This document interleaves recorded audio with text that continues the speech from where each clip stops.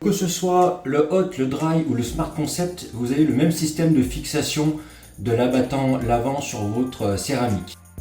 Donc vous avez ces systèmes souples avec un écrou, vous avez ici, vous allez insérer dans les trous de fixation de votre céramique.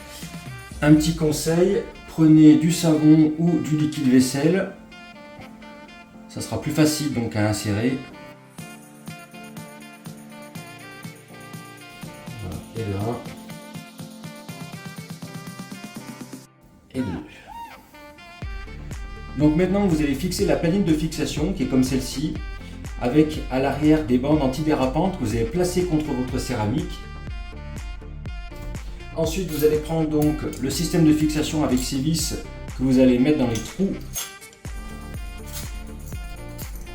comme ceci. Alors, quelque chose d'intéressant, c'est que vous allez pouvoir donc régler la profondeur ou l'avancée de votre abattant lavant. Un petit conseil, serrez pas directement les vis à fond parce que vous aurez du mal par la suite à régler votre abattant à votre céramique.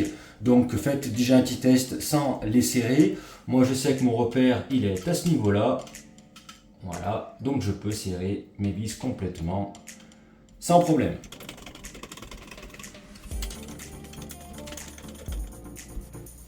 Il suffit maintenant d'enclencher donc le Smart, Hot ou Dry Concept donc à la platine.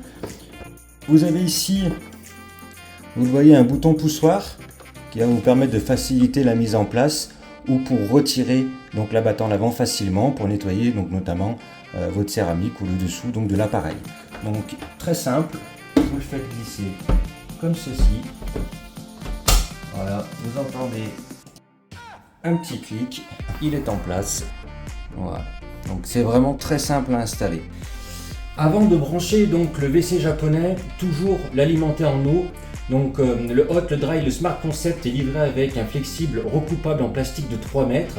Voilà, donc c'est des flexibles de qualité.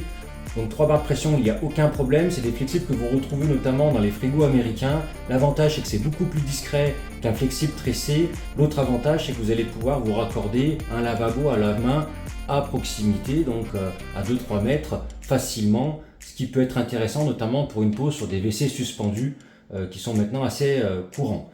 Il suffit simplement de brancher ce flexible dans cette pièce ici. Voilà, le WC japonais est branché en eau.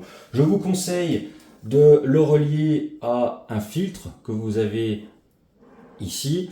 Un petit peu imposant pour l'instant, WC Concept recevra prochainement des filtres plus discrets. Mais si vous avez une eau calcaire, je vous conseille vivement pour protéger votre appareil d'installer ce type de filtre à renouveler tous les 3 mois, 6 mois suivant la dureté de votre eau.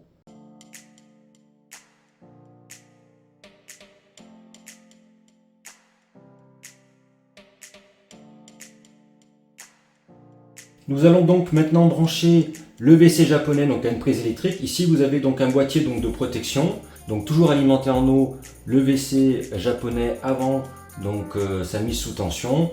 Vous branchez, vous l'enclenchez.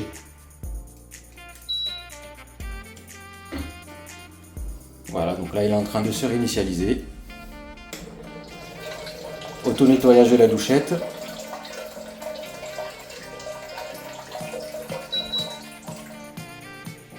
Donc là il indique la température. Et comme je suis devant le WC japonais, il me détecte. Donc là c'est le Smart Concept que vous avez sous les yeux. Donc il s'ouvre automatiquement.